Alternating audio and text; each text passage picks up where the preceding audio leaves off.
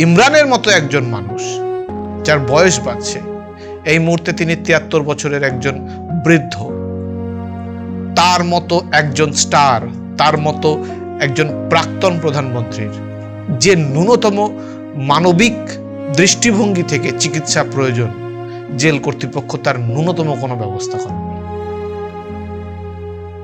Imran CRVO তে আক্রান্ত, অর্থাৎ সেন্ট্রাল রেটিনাল ভেইন অক্লুশন। এই ৭৩ বছর বয়সে CRVO ভীষণ রকম কমন। বয়সজনিত কারণে, ব্লাড প্রেশার বেশি থাকলে, ডায়াবেটিক হলে, স্মোকিংয়ের বা হাইপারটেনশনের সমস্যা থাকলে এই রোগ কিন্তু ভীষণ রকম বেশি হয়।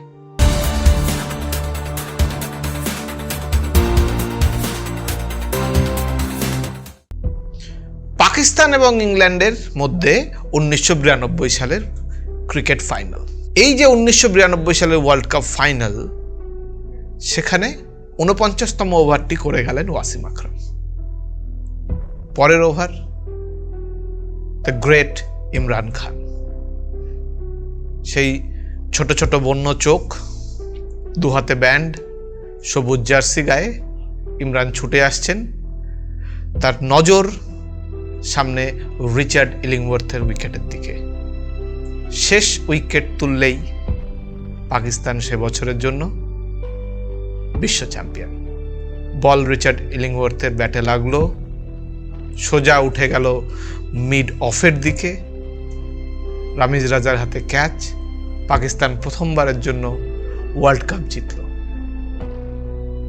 এবং এই ওয়ার্ল্ড কাপের উপর যার নজর ছিল, সেই মানুষটি তৎকালীন পাকিস্তানের ক্যাপ্টেন ইমরান খান। নজর যার এতটাই শার্প যে গোটা পাকিস্তান ঘুরে ট্যালেন্টেড সব খেলোয়াড়দের তুলে আনা এবং দল তৈরি করা, যে দল একটা বিশ্বকাপ জিততে পারে এবং পরবর্তী দীর্ঘ সময় ধরে বিশ্ব ক্রিকেটের উপর রাজত্ব করতে পারে। এই দলে কে নেই? ওয়াসিম আকরাম, রামিজ রাজা, আবার ইমরানের নিজের হাতে নিজের নজরে পরখ করে নেয়া ইনজামুল হক। কিন্তু আজ দুর্ভাগ্যের বিষয়, সেই ইমরান খান, সেই নজর, সেই দৃষ্টি প্রায় হারিয়ে ফেলছেন। তা ৭৫% দৃষ্টিশক্তি চলে গেছে ইমরান খানের। ইমরানকে আপনারা জানেন, ইমরান চিরকালই নজর শার্প রাখা, তীক্ষ্ণ রাখা একজন মানুষ। যেরকম তার নজর ছিল ১৯৯২ ওয়ার্ল্ড কাপের দিকে, সেরকম তার নজর ছিল পাকিস্তানের প্রধানমন্ত্রী তাখতে বসার দিকে। এবং তেহরিকে ইনসাফ দল তৈরি করার পরে ইমরান সত্যি সত্যি একদিন বসলেন পাকিস্তানের প্রধানমন্ত্রীর কুর্সিতে। সেটাই কি কাল হলো ইমরানের জীবনে? আজ যখন ইমরান জেলবন্দি, এই দীর্ঘ সময় ৭৩ বছরের প্রাক্তন ক্রিকেটিং স্টার, প্রাক্তন প্রধানমন্ত্রী জেল কর্তৃপক্ষের কারণে নিজের দৃষ্টিশক্তি হারিয়ে ফেলছেন। পাকিস্তানের আদিয়ালা জেল, আরো স্পেসিফিকলি বলতে গেলে রাওয়ালপিন্ডির আদিয়ালা জেল, এইখানেই বন্দি বর্তমানে পাকিস্তানের প্রাক্তন বিশ্বকাপ জয়ী ক্যাপ্টেন এবং প্রাক্তন প্রধানমন্ত্রী ইমরান খান। তার বিরুদ্ধে ট্যাক্স ফাঁকি দেওয়ার অভিযোগ, তার বিরুদ্ধে দুর্নীতির অভিযোগ, এবং সেই সব অভিযোগের কারণে আজকে তিনি জেলবন্দী। এরকম অভিযোগ তো পৃথিবীর নানা প্রান্তের নানা নেতাদের বিরুদ্ধে ওঠে।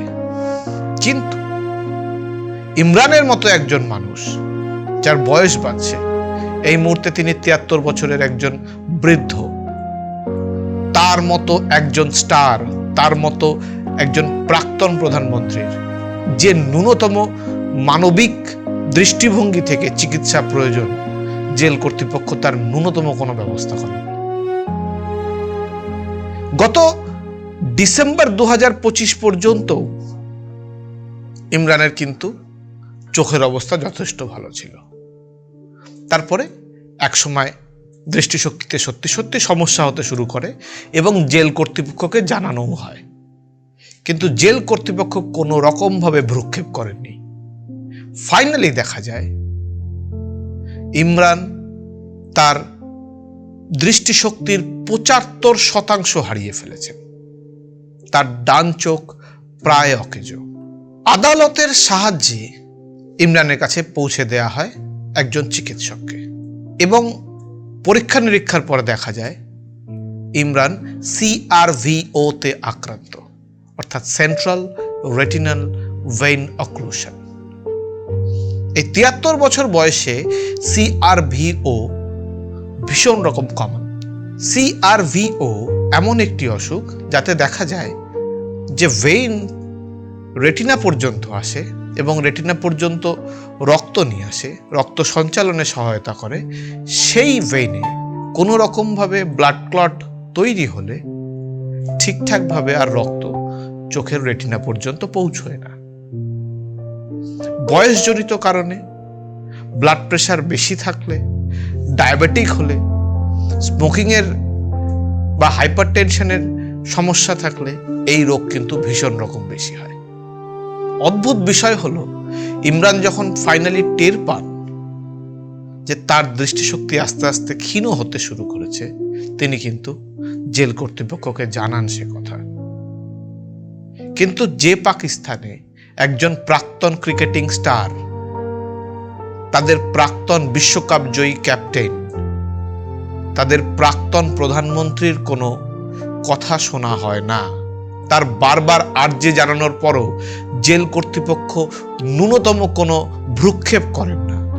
একবার ভেবে দেখুন সেই দেশটা তার সাধারণ নাগরিকদের সাথে কি করতে পারে। পাকিস্তানের সাধারণ নাগরিকের জেলবন্দি অবস্থায় অথবা বাইরে থাকাকালীন কি পরিস্থিতি শিকার হতে হয়। ইমরানের বারবার অভিযোগ ছিল যে তার এই অবস্থার অন্যতম বড় কারণ পাকিস্তানের শুধুমাত্র জেল কর্তৃপক্ষ নয়, পাকিস্তানের সরকার। আসলে পাকিস্তানের সরকার যে ধীরে ধীরে আমেরিকার কাঠপুতুলে পরিণত হয়েছে তা ইমরানের বক্তব্য শুনলেই বোঝা যায়। ইমরানের দল তেহরিকে ইনসাফ যখন পাকিস্তানে ক্ষমতা দখল করেন, তখন ইমরানের একটা উদ্দেশ্য ছিল যে তিনি আমেরিকা বাদ দিয়ে চীন এবং রাশিয়ার সাথে একটা সম্পর্ক তৈরি করবেন। এইটাই সম্ভবত ইমরানের জীবনে কাল হয়ে দাঁড়ায়, এবং নানা রকম দুর্নীতির অভিযোগে ইমরানকে কোর্টের বাইরে থেকেই অ্যারেস্ট করা হয়। পরবর্তীতে ইমরানের জেল জীবন তো আপনারা দেখছেনই। একজন নাগরিক হিসেবে তার যে ন্যূনতম চিকিৎসা পাওয়ার কথা জেলে থাকাকালীন, তা তিনি পাচ্ছেন না। অথচ ভারতে দেখুন, ভারতে একজন MLA বা MP তারাও যদি জেলবন্দি থাকেন, তারাও যে ন্যূনতম চিকিৎসাটুকু পান, সেই চিকিৎসায় তারা কিন্তু যখন জেল মুক্ত হন, তাদের বন্দি দশা কাটে, তারা কিন্তু আবার নিজেদের পুরনো কাজকর্মে ফিরতে পারেন। এমনকি তারা সংসদ বা বিধানসভায় পর্যন্ত যান, মন্ত্রিত্ব পর্যন্ত ফিরে পান। কিন্তু এটা পাকিস্তান, একটা একেবারে অন্যরকম দেশ, যে দেশে মানুষের মানবিক দিক থেকে যে অধিকার পাওয়ার কথা, তার যে মানবাধিকার, তার ন্যূনতম কিচ্ছু মেলা সম্ভব নয়। কারণ এই দেশটি চলে মূলত ISI এর দ্বারা। ISI-কে যারা কন্ট্রোল করবে, এই আমেরিকা, সেই আমেরিকা যেভাবে পাকিস্তানকে চালাবে, পাকিস্তানের সরকারকে চালাবে, পাকিস্তানের সাধারণ নাগরিকও সেভাবেই চলবে। আসলে পাকিস্তান গোটা পৃথিবীর কাছে একটা কেমন যেন কালো দাগের মতো। এই দেশের সরকার ক্রমাগত পরিবর্তিত হতে হতে হতে হতে এবং সেনার কাছে ক্ষমতা গিয়ে গিয়ে দেশটার যে গণতান্ত্রিক ব্যবস্থা, সেই গণতান্ত্রিক ব্যবস্থা এবং তার কাঠামো কবেই ভেঙে চুরমার হয়ে গেছে। ইমরানের দৃষ্টিশক্তি চলে যাওয়া সেটা আবারও প্রমাণ করে। সেই দেশে যে আইন ব্যবস্থা, আদালত, সরকার সবকিছুই যে একটা নির্দিষ্ট কাঠামোর মধ্যে নেই, সেটা বারবার প্রমাণ করে।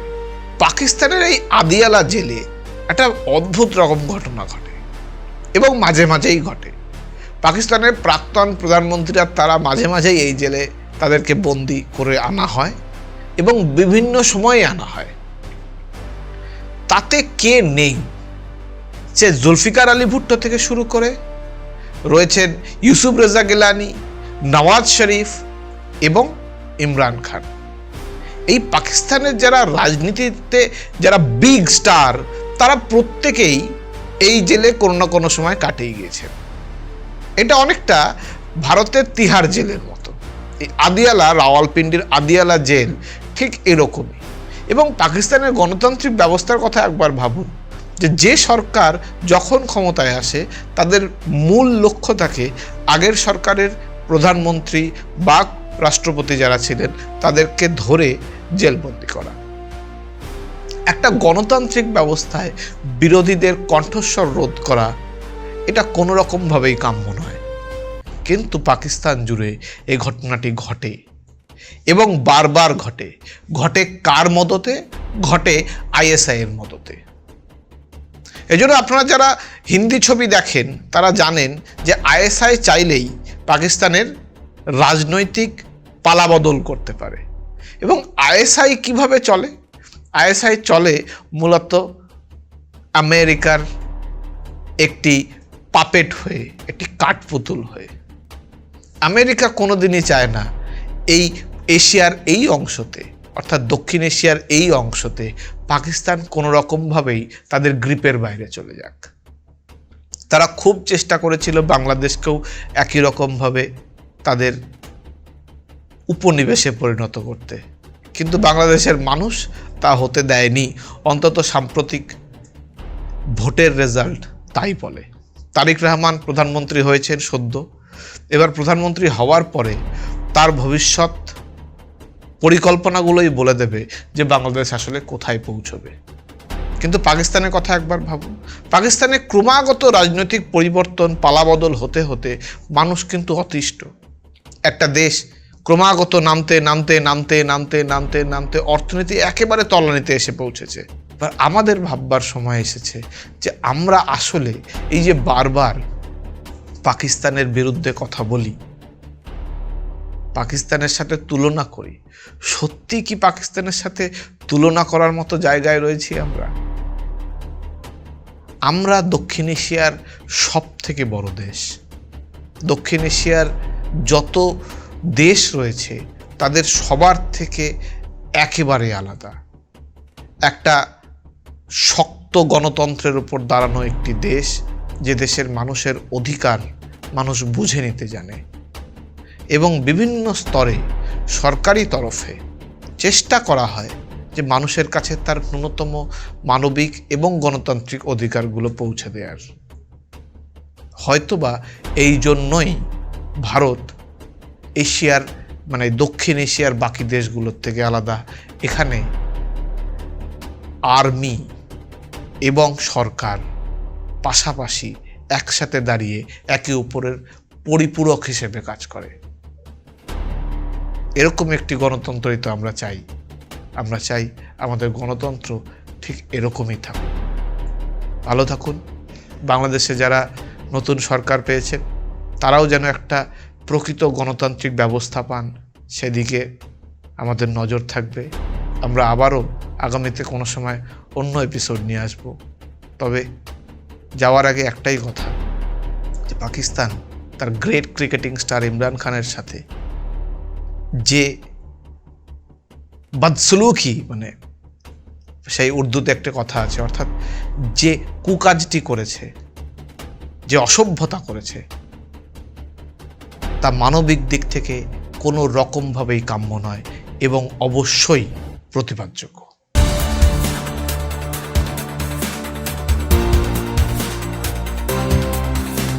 This channel does not promote any violent or harmful or illegal activities. All content provided by this channel is meant for an educational purpose only.